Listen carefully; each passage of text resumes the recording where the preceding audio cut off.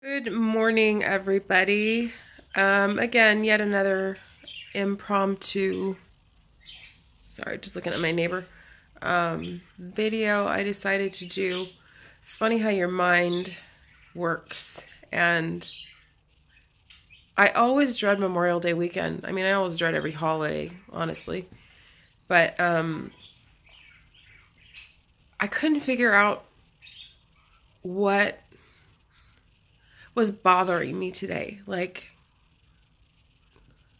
And it occurred to me that 9 years ago, I'm not saying today exactly, date-wise, but 9 years ago, this weekend, my dad went in the hospital, and life was never the same again. From that moment, he entered the hospital on a Sunday morning, the day before Memorial Day. He had pneumonia, walking pneumonia. It wasn't full-blown pneumonia, but I remember he was really sick and not feeling good and doing all these weird things, like banging on my door at night saying, help me, help me. And I'm like, I'm so tired. Stop doing that. You're fine. You probably just have a cold, whatever. Looking back, how stupid I was. So back then, I had no help on the weekends. I had no caregiver. And obviously, Monday's a holiday. Doctor's offices aren't open. He said he was getting worse. He said he was feeling worse. Took him down to the urgent care clinic, which is right across the street from the hospital where I used to live. And he's like, no, you need to go to emergency. Your lungs sound wet or bad or whatever. I don't remember.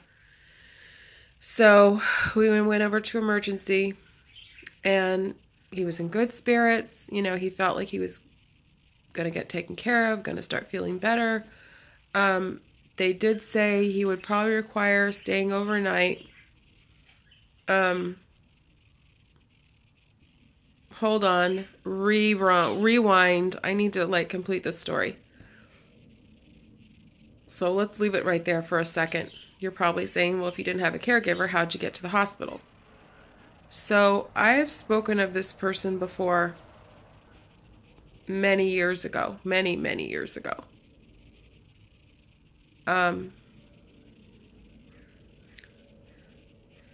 We were very close. We were very, very good friends. So I thought our relationship had sort of shifted and changed a little bit in those last couple of months. But she said Saturday night, and I don't know if this was in person or on the phone or email or text, I don't know, that she would stay with my mom while I took my dad to the hospital. That is the only way and the only reason I was able to take my dad. So somebody would stay with my mom. So fast forward. So now we're at the hospital in the ER. They said they're going to administer antibiotics IV. He would have to stay overnight. Fine. He was totally in good spirits. And then I can't even begin to tell you, before my eyes, something had shifted in him. His face, his demeanor, and all of a sudden, we might pause. Okay, let's try this again. They quieted down. Casey, no. Sorry. They've been quiet for the last half an hour. Casey, no. Okay? Anyway, so all of a sudden,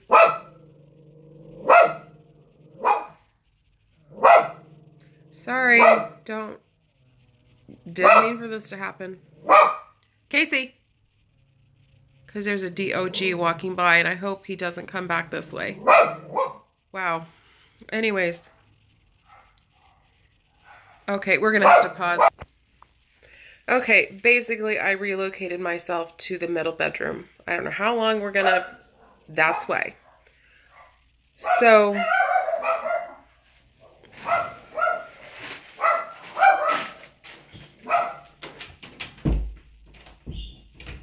Luckily, this one has a door. I knew it. I knew that dog was going to go by and they were going to go ballistic. So I don't mean to make light of this or, you know. Anyways, so the primary problem had now shifted to my dad's heart. For some reason, it began to he began to have irregular heartbeats, I think.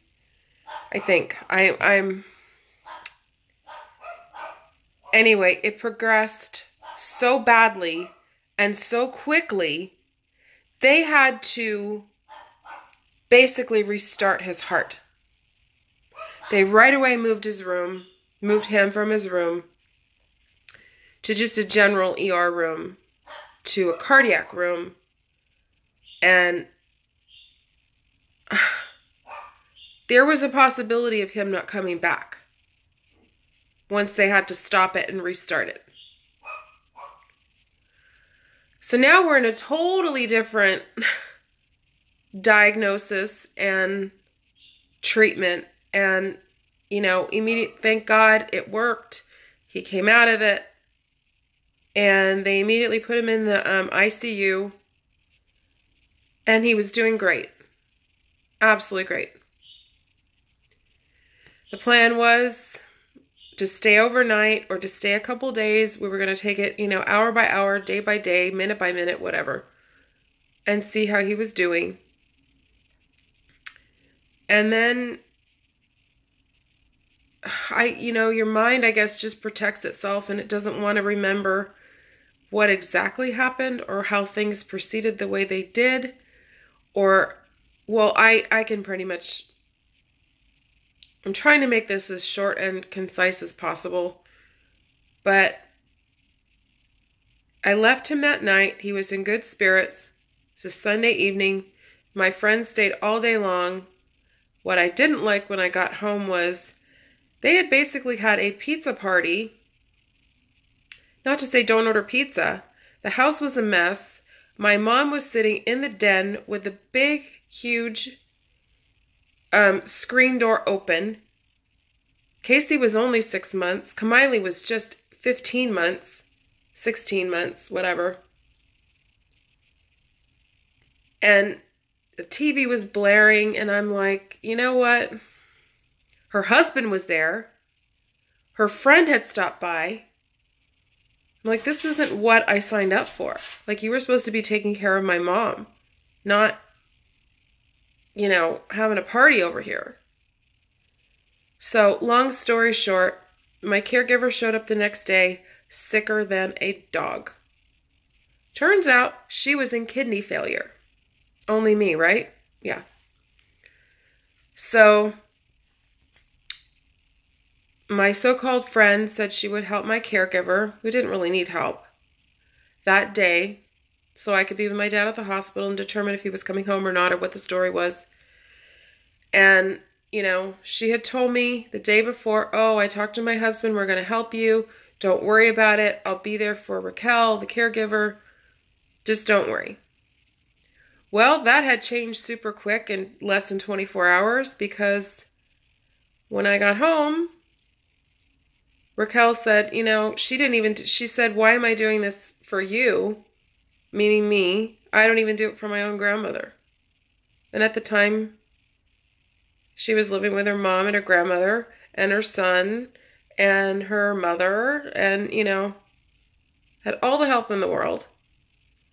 But that was what she said. And as of, you know, things just sort of deteriorated between her and I. Just when I needed her the most, she basically just sent me a really nasty email saying I took advantage of her. I asked her to stay. I asked her to take care of my mom. which I never did any of that. So, poof, she was gone out of my life.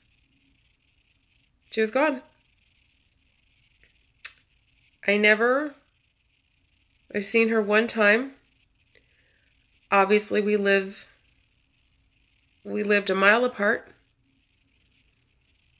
I've seen her a couple times in 9 years.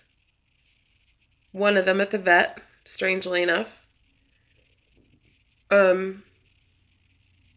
We even had our dogs spayed on the same day. Well, hers was neutered, mine was spayed. We did everything together. So that Tuesday rolled around, and because Raquel was with an agency, she wasn't private at that time. This is going way too long. I know it's going to go too long. You better get coffee, food, something to drink.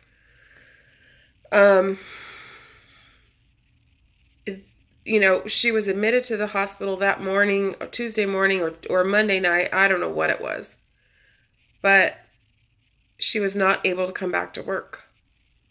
So they sent me a replacement, and one of them actually fell asleep on the couch, full on with my mom's blanket. I came back from the hospital. I took a picture of her. I sent it to the agency. I said, I'm not paying for this. So you might as well just cut your losses today, because I'm not paying for this 9-hour shift or 12 hours or whatever it was. They sent so many people. Just so many people. So because my dad was okay and sort of ready to come home, now I had no caregiver. So I opted to send him to a rehab, which was next to the hospital. So I wouldn't have to drive any further. It was just literally next to the hospital. Well, guess what happens? He catches pneumonia again. He was barely well. Barely. And again, the same thing happened. He was doing really well. He was there for a couple days. I want to say he was there Tuesday, Wednesday. And what I'm about to tell you happened on Thursday. So Wednesday night, I was coming and going, all day long. Always made sure to say goodnight to him and reassure him I'd be back in the morning. So by the time I had left him in the afternoon, and by the time I got back at 5, his demeanor was completely different. Completely. He was grumpy. He was mad. He seemed like he was in pain. He didn't want to be bothered with me, and I couldn't figure out why. And I thought, well, I guess he just needs a good night's sleep, or he's tired of being here.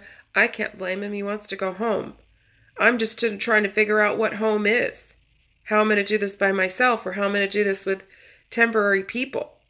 He's better here, safe, taken care of, and then I'll get him home when everything kind of levels itself out, because I didn't know how Raquel was going to be or how long she was going to be out. So I went to go get him. I'll never forget. I went to the local mall. I waited till they opened to get him All in the Family DVD so he could watch it, because he loved All in the Family. I pull up to the rehab facility. Sirens, ambulance, fire truck, cops, and I knew immediately it was my dad. I knew it. I mean, there was no doubt in my mind. They were all there for my dad, who had basically, I don't want to say coded, but came very close to coding. And I ran right in. He saw me. He was coherent. He was awake. And he always used to call me Dolly, Dolly, Dolly. And I was so scared and so alone. So they literally put him in the ambulance and drove around the block to the hospital. $150 later. I just had to throw that in. It's stupid, ridiculous. And back to the ICU. And again, the pneumonia was just as bad as technically his death certificate says cardiomyopathy. So if you've ever seen Beaches, that's what she had, viral cardiomyopathy, not just cardiomyopathy, Barbara Hershey's character. So that's what he had. So they put him in a medically induced coma, intubated him. I want to say for, I don't know, 3 or 4 days. I don't know. I don't remember.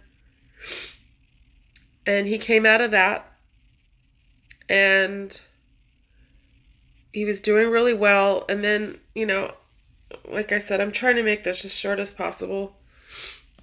He went from ICU to one other floor, back to ICU, and then back to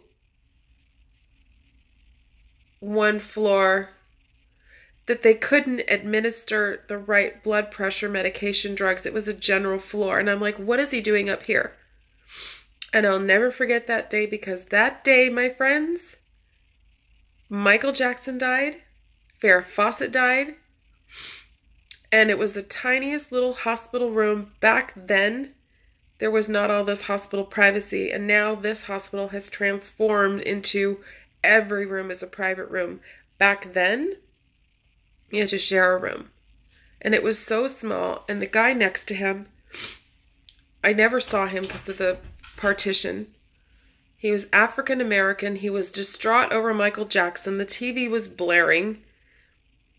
There was no room for me to sit. There was no room for the hospital caregiver to sit, because I requested he have not a babysitter, but somebody with him at all times, because I had to go back home periodically. The doctors, the nurses, his blood pressure was like 60/30. It was no joke. So by that night, he had gotten way better. And then he was moved to the 5th floor, which is, again, somewhat cardiac, but somewhat better, you know, if you're feeling better, I guess. And believe you me, I have cut this story down so that I don't even know what to say. The amount of time we are talking is 29 days of this. 29 days of me going up and down that hill, 7 days a week, 4 times a day, staying with him hours at a time. Raquel was out the entire time. Like I said, I have backup caregivers from the agency. The agency, I spent over $9,000. And it wasn't even 24/7 care. It was 12-hour care every single day for 29 days. I'll tell you what happened later in another time, but so he got home, you know, on hospice with basically a 6-month mortality. And I didn't want to believe it. I couldn't believe it. This was my dad. This was somebody that's going to live forever, right? And this is probably like,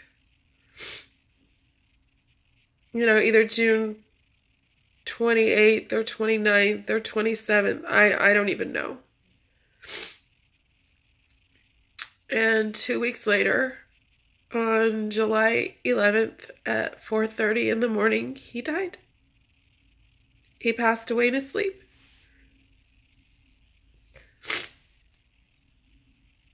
I didn't get a chance to say goodbye. And again, the night before, he was doing the same thing, refusing food, sitting up in his hospital bed, and just being an asshole. I mean, I don't mean to talk bad of him, but it was the same scenario. And I came to find out years later, because by then Raquel had come back.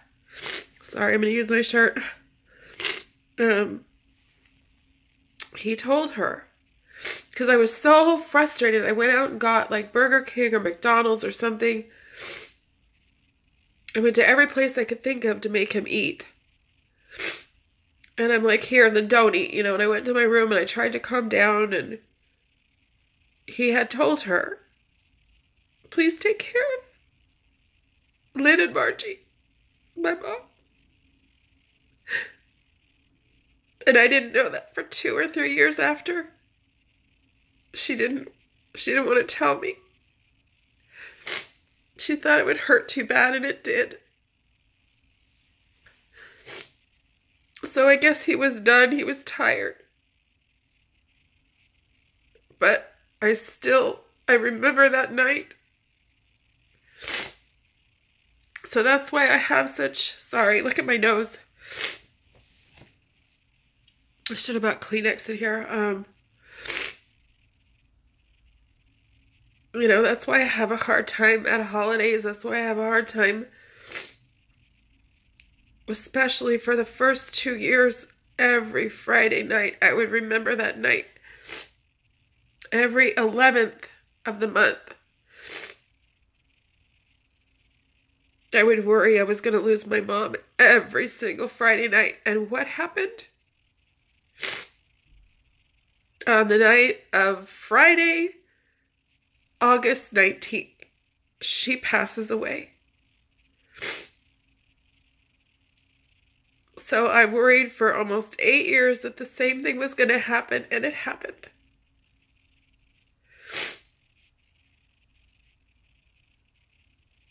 So that's why I'm a mess.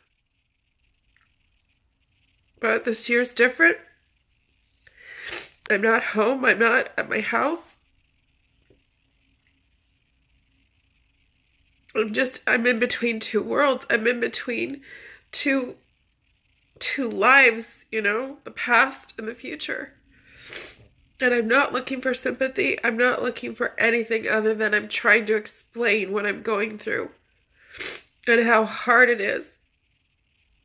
And you guys are my only outlet to talk about this. Look at me. I'm a hot mess. Hold on one sec. Alright, so I'm gonna go because I gotta go take care of the girls and start my day and stuff, but I just wanted to talk to somebody and try to convey and to make you guys understand that I've been through a lot and I continue to go through a lot. We all go through a lot. We all struggle. And just because, you know, there's a smile on my face or I'm doing a whatever video, you know, there are tears behind this smile for a lot of us. You're just, you know, you have to try to get through, and I'm trying so desperately to get through. I'm trying to keep busy. I mean, I've got so many things on my plate right now. My nose is doing better. I'm still TMI, you know, the mucus pluggy things are still coming out. But I am sleeping a little bit better. I'm not blocked up like I used to be. It's crazy. It's, you know, it's manageable. It's like I'm not reaching for nose spray. I'm not reaching for Kleenex. I'm not having to flip around like a, you know, tuna out of water. I'm trying to sleep better and longer, but it's hard. So there'll be another story time because I've got more stuff to tell you, but this took up way too much time. So everybody have a great Sunday. If you're doing anything or if you're anywhere or doing anything for the weekend, stay safe, and I will see you soon. Bye.